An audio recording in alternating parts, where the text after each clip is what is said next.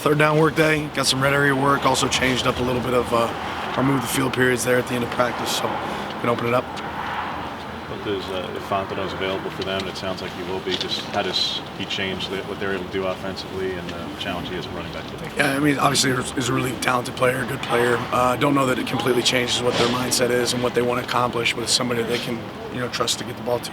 What makes Troy Franklin a good candidate at punt return? I mean, he has good hands. I mean, usually good wideouts are good. Are usually good punt returners. Doesn't mean that we'll necessarily use them there, but I always want to try and challenge our guys to do as much as possible.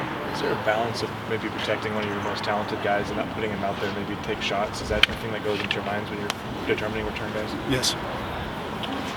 Which receivers are going to step up in the absence of Ted McGee and injury to Chase Cota? We'll see. I mean, I think it'll be some of the same that we saw last week. You get to see more Delgado, get to see more of Thornton.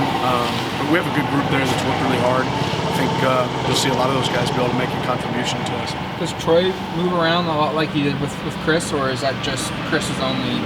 I think all of our wideouts know how to line up at multiple positions, so that's a benefit for us. With more practice, just your thoughts on the punter competition at this point and how Alex in particular is handling it, joining that group? Yeah, I think we're still, to be determined. There's one thing to be said about practice, there's another thing to be said about games, so we got to see what shows up in the games. This game kind of similar to the last one where you guys are expected to win big. How do you sort of avoid that sluggish start that you guys had against Cal? Our focus is us going out there to play the best of our ability, right? Every opponent we play every single Saturday has the ability to beat us, right? This game's no different. We have to go play our best. Mo talked about some of the supposed to throws he makes, and it flips to the other side for your defense. How does it, what is your best strategy for eliminating those supposed to throws that some of the teams have gotten early in games on you? Tell me what you mean by supposed to throws. Bo explained in the interview on Fox, he said there's always throws that he's supposed to make. There's ones that I think he's probably talking about easy completions, right? Those are the ones you expect the quarterback to be able to make, right? Yeah. And then what's your question? I was saying for your defense, how do you what's the best way to eliminate some of the supposed to throws that other teams have made?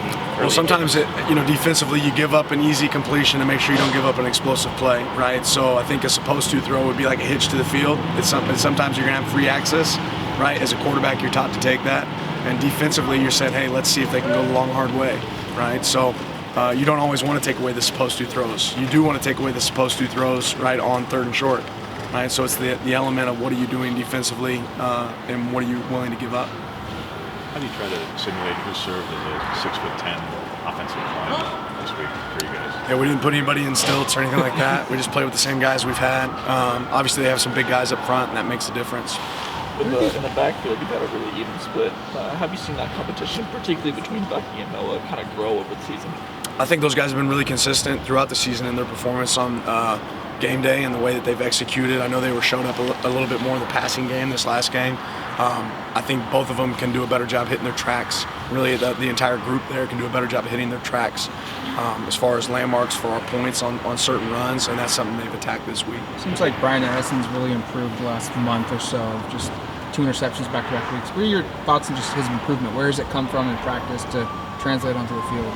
Yeah, just pleased with his performance. He's always been a guy that does well. Obviously, a receiver background, being able to track the ball in the air. And when you get opportunities like that where the ball shows up and he's able to attack, it's really a benefit for our team.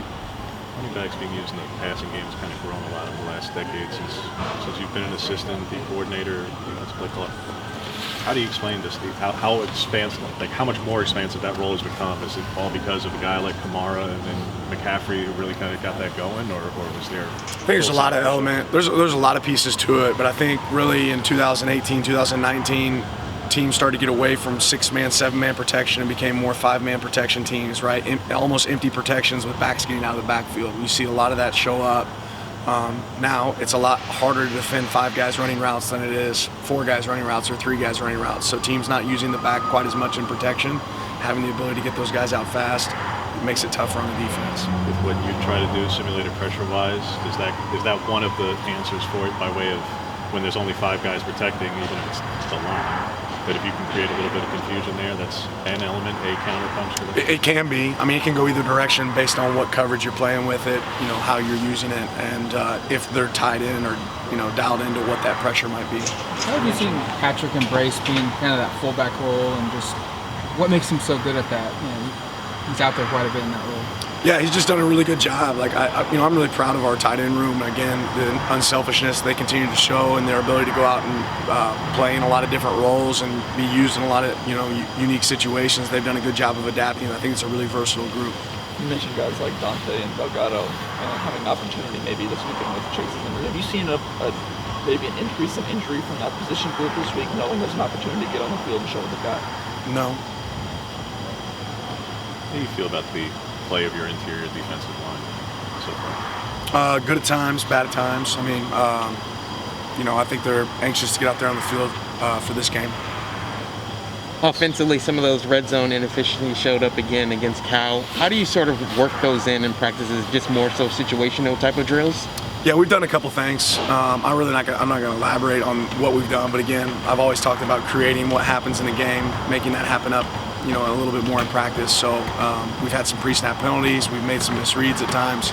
We want to eliminate those. You do that by doing it more in practice.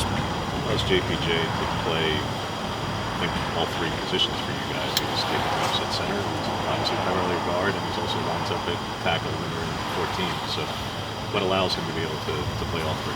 Yeah, he's done a good job. I mean, I think the guy's having a good understanding of really ultimately every front and the look, regardless of what position they're at, and be able to execute is a big piece of that. He's not the only person that can line up in multiple positions, right? We've been able to move other guys around as well, whether it be Ryan Walk, Sala.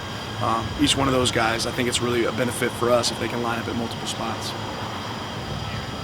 All right, thanks, Coach. Appreciate it.